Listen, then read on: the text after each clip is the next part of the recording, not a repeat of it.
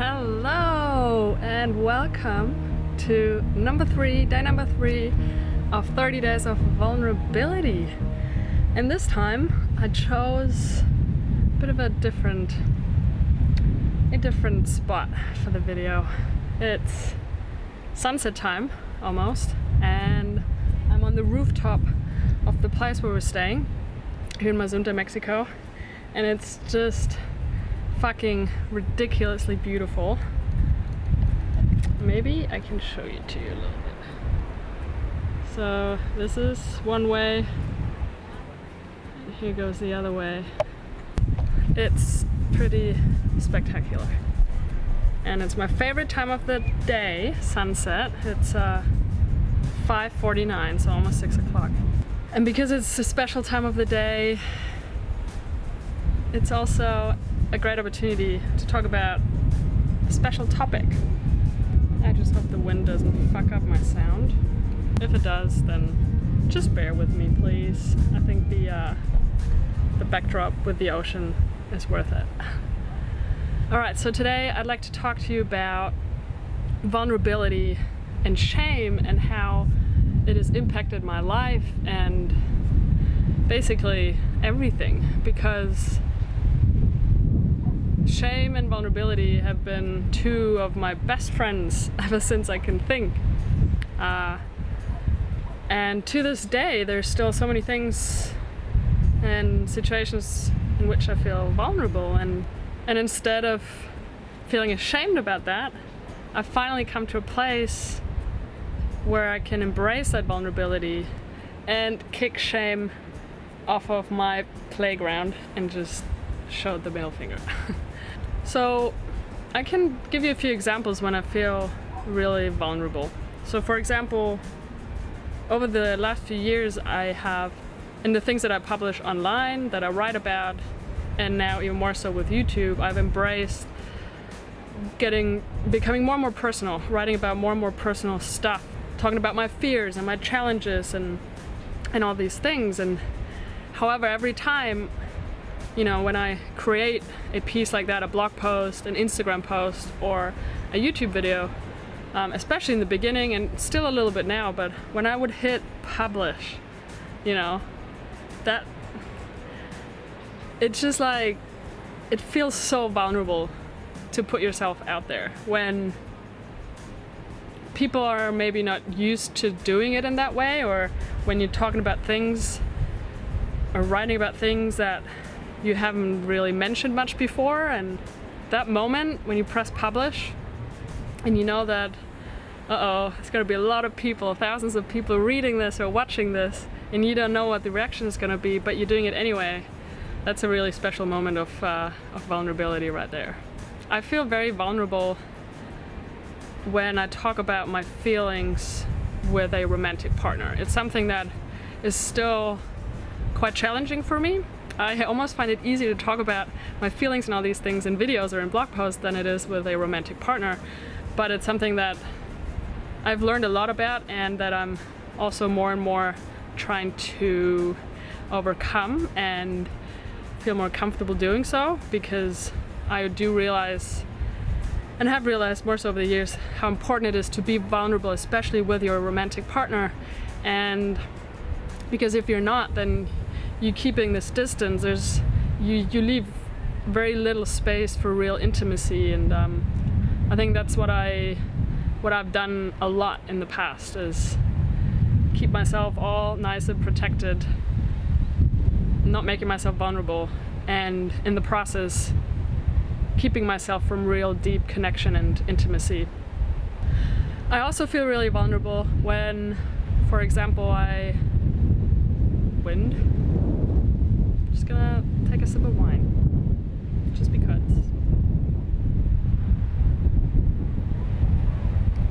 The glass says Mazunte with turtles, because there's lots of turtles around here. Okay, so I also feel really vulnerable when I feel really shit, or I'm depressed, I feel whatever it is that I'm struggling with in life at this point, and when I text a friend and I'm like, hey, I really need someone to talk to. that's something I feel very vulnerable about. And again, something that I've only been doing as of very recently, maybe more confidently in the last year or two. But most of my life before that, it was something I just couldn't do. Nope. Way too ashamed to admit that I was struggling with life. I also feel very vulnerable when I feel hurt or rejected or abandoned, and I feel very vulnerable to tell that to the person that triggered these feelings for me. And that's something I still struggle with, absolutely. And that could be a friend, or it could be a romantic partner, it could be a family member, whatever. Actually finding the words and then expressing that to that person that I feel rejected, abandoned, or hurt is something that I find really difficult, because it makes me feel so incredibly vulnerable and ashamed. And yet, again, I know how important it is for me to learn this. So essentially, I think that I feel vulnerable when I'm on the verge, or right in the middle of it, when I let someone else see me and my soul naked and truly. When I show more than is within my comfort zone. I think it's like I feel very vulnerable when someone sees parts of me or sees more of me and who I am than I was intending to show, if that makes sense. So here's the thing. I always thought I had to appear strong and brave ever since I was very young, ever since I can remember, ever since I was a child. I think it's mostly because my sister, she's my older sister, she's 3 years older, she kind of, when she was born, I guess, chose my mom as like her connector. And because my mom was taken when I was born, I chose my dad because he was the one who was more available. While I was growing up, my sister turned out to be, she was always quite fearful and, embraced her weakness, I guess. And me, and also growing up more connected to my dad, who is a very strong, he was very much in his masculine energy, in many ways, is that I viewed myself and everybody else in my family viewed me as the strong one, right? Connie, she's the strong one, she's the brave one, she's the independent one, the one that doesn't need so much attention and love and support and stuff because she can all handle it herself. So I guess I never really learned how to be weak. I never really learned how to express my emotions and feelings and feel comfortable doing so. It was not something that was very welcomed, I guess. At least that's my memory of when I was growing up. And yeah, and even more so over the years, especially now looking back, remembering when I was a teenager, I just felt so, not just that I couldn't express weaknesses and feelings and all these things, I started to become super ashamed of being weak and showing any sort of emotions. Or even just also being ashamed of a lot of things I was thinking. Yeah, it's pretty insane thinking about it. And as an example, I had my coming out very late in my 20s, and I felt so ashamed of being gay as I was a teenager or in my 20s. It was something that, that was probably the worst thing that I ever wanted to admit, was that I loved girls. And so I felt super ashamed for having these feelings for other women. But I don't want to go into detail about my coming out story right now. It's just one of the best examples, I think, and maybe also one that triggered many other areas in my life for me to feel really ashamed of. And there's just this most amazing sunset happening now. Yes. Awesome. That also, I think, led to me feeling really ashamed of all sorts of things. Feeling depressed, feeling lonely, feeling rejected, feeling abandoned. All these things that I had no words to talk about them. It was all in my head, which I think propelled me into a lot of depressive phases in my life and just situations where I was really struggling emotionally emotionally with myself and being in a very bad place, being very unhappy, very sad, and just feeling super lonely and isolated with all this that was going on. So shame, along with rejection, was probably my number one emotional home for most parts of my life, really, up until very recently, the last couple of years, where I really dove deeply into my healing process and figuring all these things out and questioning why, like, my behaviors, questioning what was going on here, and then what really also kick-started a new level of understanding and healing for me was the Tony Robbins event I went to recently in Florida just a few weeks ago, Date with Destiny. Yeah, so I feel like in the last few years I've definitely found a new home, a new emotional home, away from shame and rejection, but that has been a very new development, to be honest. So essentially, for me, vulnerability and shame are connected in a way that being vulnerable for me is overcoming shame. So when I let myself be vulnerable, it means that I'm leaving shame behind and that I'm healing that part of myself. And that's why it has been so important in my work and in my blog posts and in making these videos.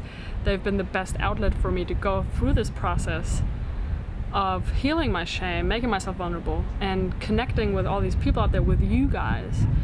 And that has translated into many other different areas of my life, and just really been really, really powerful in how I've grown. So thank you for watching this, and for all these people that have been watching my videos or reading my blog posts for a few years now, and who have connected with me and left comments and some emails of, where they said, hey, I feel you, I've been there, and thank you for sharing, and that means the world to me. I think that essentially this fear of shame and not wanting to make myself vulnerable was really just a fear of rejection, a fear of being judged, a fear of intimacy and real closeness, a fear of maybe the other person won't give me the reaction that I want. Just a lot of fear. And all these fears really kept me from really deep connections, and I think, instead of me feeling connected to myself or to other people, I felt lonely a lot in my life. And by making myself vulnerable, I'm connecting to myself, but I'm also connecting to you. I'm also connecting to friends that I'm making myself vulnerable with, and especially also, of course, to partners or my family. So it has probably been one of my number one areas of my life that have been the most life-changing, because connection for me is where it's at, and if I don't feel connected, I spiral downwards, and that has been quite detrimental. So for me, vulnerability really is connection by all means. So when people ask, so well, how do you overcome vulnerability? How do you overcome this fear of,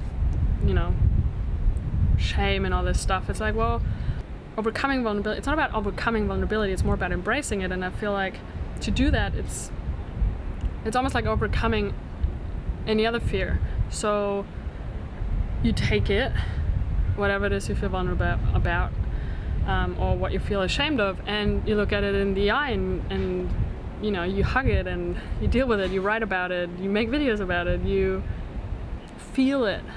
You just sit with it in meditation, you feel it. You look it deeply in the eye. You're like, who are you? Why are you here? How can I love you? And then you just really feel that fear. And then you do it anyway. You make yourself vulnerable anyway. And that's how I overcome any other fear. It's like, okay, I take that fear. I'm not super brave. I just take that fear, I look it in the eye, and then I do it anyway. And then you do that over and over again. The more I write about personal stuff and fears and challenges and whatnot, and the more I make videos about, you know, all these uncomfortable things, and that's why I'm doing this 30-day challenges, the more I do it, the easier it becomes. You know, the first time you do a bungee jump, it's horrible. You know, you're super scared, but if you do it 30 days in a row, every day, you're probably not going to be very scared anymore when day 30 comes along. I feel vulnerability is really like a practice. The more you do it, the more I started opening up, the easier it became. And now I look back, you know, to the beginning of that process a couple of years ago, and I'm like, wow, you were so scared to publish these blog posts, but in the end there was nothing to be scared about.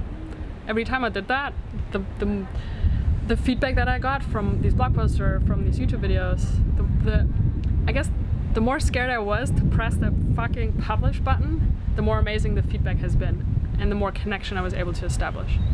And so in my case, blogging and making these videos, they've really been like therapy for me. They really supported that process, absolutely. And maybe it's something that you'd like to embrace, and I can totally recommend doing that. Even if you don't want to build a huge audience, it doesn't matter, but just putting yourself out there is probably the most vulnerable thing you can do when you're a blogger, YouTuber, or whatever, or on Instagram, or, you know, whatever social platform you choose. In the end, you know, the end result really is that it's so liberating to make ourselves vulnerable. It's so freeing. Ever since I started doing it, so much weight has just dropped. I feel so many pounds, kilos lighter, and yeah, I feel more connected to myself. And right now I feel, I guess, very vulnerable talking about vulnerability in such depth. And yet I know that it helps me in my process, and I really hope, and that's my whole mission of doing this, is to inspire other people to embrace vulnerability more. And maybe now, you know, you can look at your own life and whatever's been going on here or here in your heart. It's like, well, which areas of my life have I felt ashamed of? What thoughts have I felt ashamed of? What emotions or feelings have I felt ashamed of? And just sit down and write about it, or make a video about it. You know, maybe you don't even want to publish it, whatever. In the end, there's really nothing to be ashamed of. And because we got nothing, absolutely nothing to lose, really.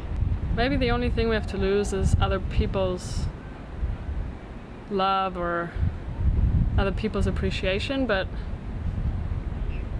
maybe those aren't the people you'd like to be connected with anyway. But I think, and I know that that's probably one of the biggest fears is, well, if I make myself vulnerable, will I still be loved? Will I still be worthy? Will I still be a good human being? And those are exactly the questions I've been having my entire life, which has kept me from doing all this. And so all I can say is that the more vulnerable you make yourself, the more you overcome all this shame that's really unnecessary baggage, you will actually attract more of the right people into your life who will appreciate you exactly for who you are. And this is where I will end this video. And just let me know any thoughts or comments, whatever you have. Just put it down below the video in the comment section. I'd love to connect with you guys more and see how this resonates with you, all these ideas that I'm telling you. Thanks for watching. If you like my videos, give it a like, or yeah, subscribe to my channel. And I'll see you tomorrow for video number 3. So have a lovely day. Much love from Mexico. Check it out. Here's where we're at right now. Sun's gone down, and it's just so beautiful. Bye guys.